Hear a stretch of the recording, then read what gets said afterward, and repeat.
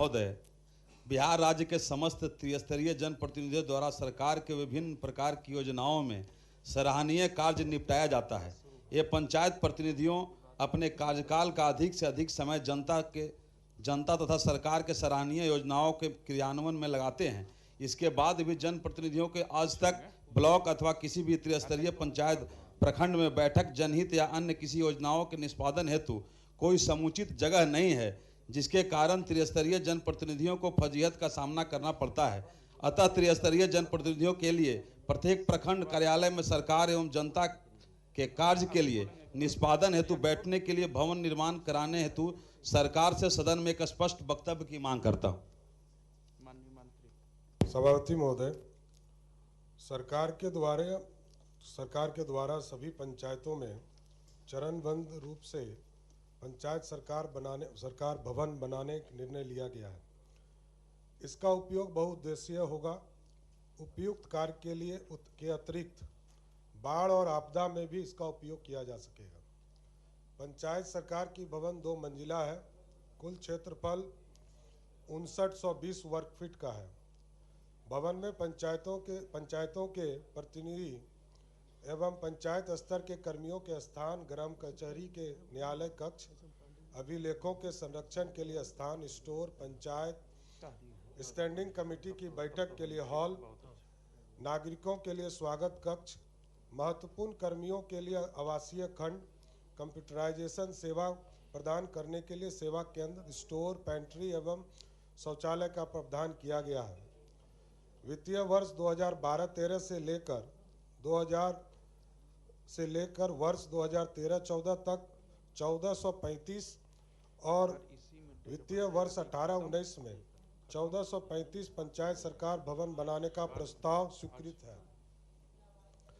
इसके अतिरिक्त बिहार पंचायत शुद्धिकरण परियोजना अंतर्गत बिहार ग्राम स्वराज योजना सोसाइटी द्वारा विश्व बैंक की सहायता से बिहार के 12 परियोजना जिलों में 330 पंचायत सरकार भवन का निर्माण कार्य भी किया जा रहा है।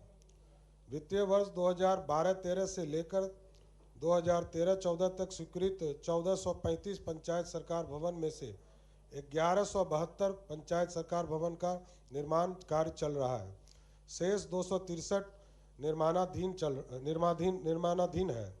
विश्व बैंक संपोषित 12 परियोजनाओं जिलों में स्वीकृत 330 पंचायतों की जगह 313 में कार्य किया जा रहा है। शेष 17 प्रक्रियाधीन है।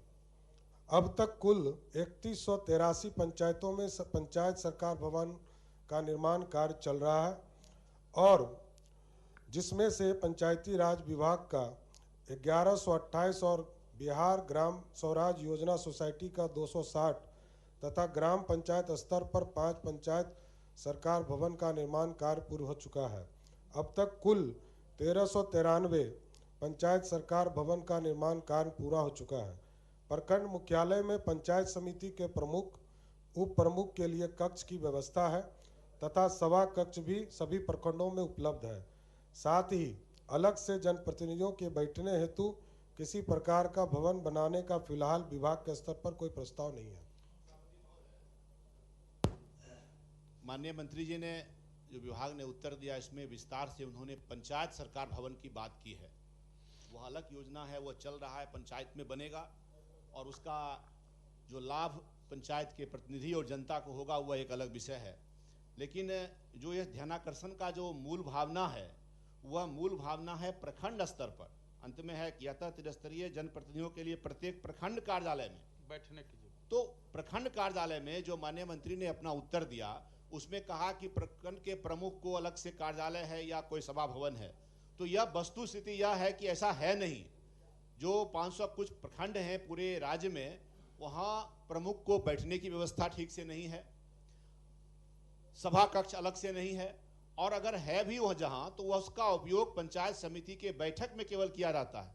यहाँ इस ध्यानाकर्षण के माध्यम से यह भावना है, और हम समझते हैं सदन की यह भावना होगी कि पंचायती राज के प्रतिनिधि ब्लॉक में आते हैं, प्रखंड में आते हैं, मुखिया आते हैं, पंचायत समिति के सदस्य आते हैं, वार्ड सदस्य आते हैं, और खास करके सरकार के प्रयासों के कारण 50% उसमें महिला प्रतिनिधि हैं।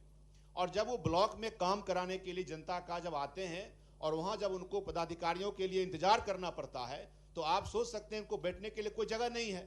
सभा कक्ष जो पंचायत समिति के लिए है जहां वो बंद रहता है, क्योंकि उसमें जब सभा होगी, जब बैठक होगी तब खुलेगा। और वह यत्र तत्र ब्लॉक में जहां चाय दुकान पर खड़े रहते हैं, पेड़ के नीचे खड़े रहते हैं।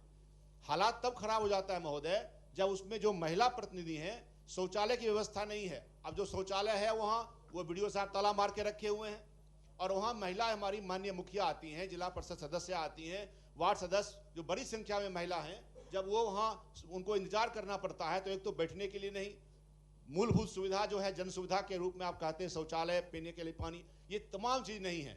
तो मुझे लगता है कि जो यह ध्यानाकर्षण लाया गया है माननीय सदस्य के द्वारा, उसमें भावना यह है कि प्रत्येक प्रखंड में ऐसी कोई व्यवस्था हो जहां त्रिस्तरीय पंचायती राज के प्रतिनिधि अगर जनता के काम के लिए वहां जाएं और पदाधिकारियों के लिए उनको इंतजार करना पड़े, उनको कुछ बैठना पड़े, तो उसके लिए बैठने की व्यवस्था महिलाओं के लिए अलग से, पुरुषों के लिए अलग से, और पूरे जन सुविधा युक्त हुआ बैठने के लिए वहां स्थान बने।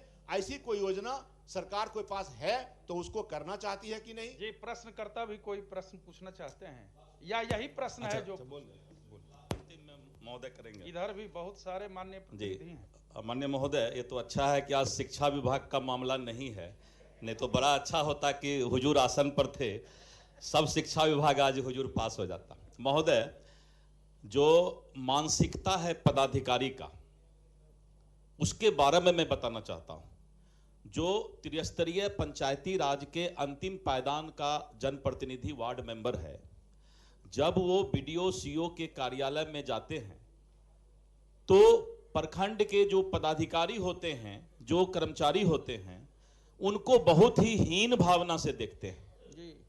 और प्रखंड विकास, मैं बहुत बड़ी सत्य को ये सदन के सामने रख रहा हूं कि जब हमारे वार्ड मेंबर बीडीओ के सीओ के चैम्बर में जाते हैं तो बीडीओ सीओ उस गरीब वार्ड मेंबर को, अगर वो गलती से कुर्सी पर, आज तक तो मैंने नहीं देखा कि उसको कुर्सी पर बैठने के लिए बोला गया, जबकि सरकार और माननीय नीतीश कुमार जी का यही सपना है कि समाज के अंतिम पंक्ति में बैठे हुए व्यक्ति को सम्मान मिले।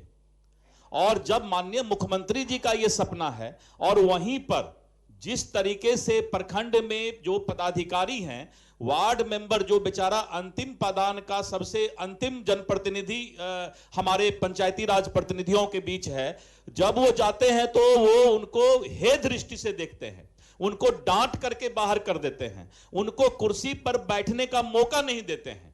हमारे माननीय मंत्री, अभी पंचायती राज जो नए नवनियुक्त मंत्री हैं, हमको बहुत उनसे भरोसा है, उम्मीद है, क्योंकि वो इस चीज को समझ रहे हैं कि समाज में इस तरह का जो हीन भावना की दृष्टि से आज भी पदाधिकारी उस जनप्रतिनिधि को देख रहा है, उसको कैसे इज्जत और सम्मान और माननीय नीतीश कुमार जी के सपना को पूरा कराएंगे। इसलिए महोदय, मेरा एक चीज कहना है, मेरा अनुरोध है, हम लोगों ने अपने फंड से भी ब्लॉक में जनप्रतिनिधि सम्मान भवन बनाया था, और इसी के लिए बनाया था कि जो आधी आबादी को माननीय नीतीश कुमार जी ने सम्मान दिया और आरक्षण देकर के आधी आबादी को जनप्रतिनिधि बनाने का काम किया, तो हम लोगों ने सोचा कि वो दिन भर जब अपना जनता के काम से आते हैं तो उनको कम से कम टॉयलेट की सुविधा और बैठने की सुविधा हो जाए। लेकिन होता क्या है कि जो जनप्रतिनिधि सम्मान भवन हम लोग ब्लॉक में बनाए, प्रखंड में बनाए, उस पर कब्जा हो गया। इलेक्शन के समय कब्जा हो जाता है हुजूर, बैंक खोल देता है, और होता क्या है कि कब्जा होने के बाद बेचारा जनप्रतिनिधि फिर रोड पर बैठने के लिए मजबूर हो जाते हैं। तो विभाग कम से कम प्रखंड स्तर के पदाधिकारी को इस बात को निर्देश दे कि जो जनप्रतिनिधि हैं उनका भी कुछ न कुछ सम्मान है, वो भी बेचारे सम्मान के साथ ही चुनाव जीत करके आते हैं। इसीलिए उनको कम से कम जब भी बीडीओ के कार्यालय में, सीओ के कार्यालय में अंदर जाए तो हमारे वार्ड मेंबर को, जनप्रतिनिधि को बैठने के लिए कुर्सी कम से कम मिले। सिर्फ बड़े आदमी को ही कुर्सी नहीं मिले, उस गरीब जनप्रतिनिधि को भी कुर्सी मिले, इसकी चिंता होनी चाहिए। ये माननीय नीतीश कुमार जी का सपना है। सुबोध कुमार जी, माननीय सदस्य सुबोध कुमार जी, फिर आप बोलिए, हम सबको बुलवाएंगे। मिलता ही जुलता पूरक है महोदय। जल्दी संक्षेप में बोला जाए। हमारे माननीय सदस्य राजन सिंह द्वारा जो प्रश्न लाया गया, ध्यानाकर्षण लाया गया, बहुत ही महत्वपूर्ण है महोदय। एकदम महोदय सटीक प्रश्न किया जाए। सटीक महोदय, सटीक महोदय, जिस तरह से ब्लॉक की और पंचायत की दूरी 15-15 किलोमीटर, 14-14 किलोमीटर, 12-12 किलोमीटर होती है महोदय, हम लोग आरक्षण दे दिए, सरकार आरक्षण दे दी, लेकिन जो हमारी आधी आबादी है, आधी आबादी जो जब ब्लॉक में आती है तो उनको बैठने के लिए जगह नहीं रहती है महोदय। जो जेंट्स लोग होते हैं जो वो अपना इधर उधर अपना चले जाते हैं, लेकिन जो महिलाएं हमारी हैं उनके साथ महिलाएं हमारी हैं उनको काफी दिक्कतों का सामना करना पड़ता है महोदय। तो हम माननीय मंत्री जी से पूरा प्रवचन नहीं देते हुए इतना ही मांग करते हैं, जो प्रखंड में पंचायत प्रतिनिधियों को बैठने के लिए उनको भवन का निर्माण कराना चाहिए, और जो आधी आबादी को जो हम लोग आरक्षण दिए हैं उसका पूर्ण रूप से तभी सपना साकार होगा जब माननीय ब्लॉक में बैठने की। माननीय सदस्य संजय कुमार जी जी बोला।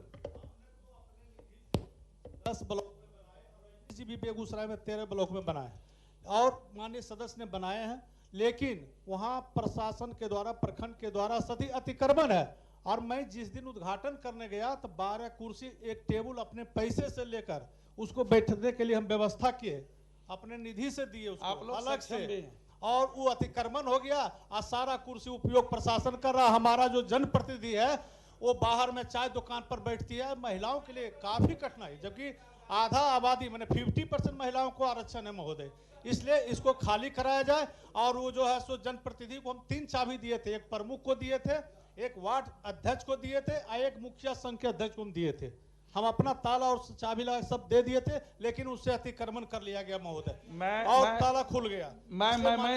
मैं सदन को सूचना देना चाहता हूं, इसको आगे बढ़ाया जाए। बहुत लोग बोलने वाले हैं। प्रश्नांकित ध्यानाकर्षण इसके बाद भी चलता रहेगा, ठीक है। अभी समय होने को है और जितने माननीय सदस्य बोल सकते हैं बोलेंगे, ठीक है।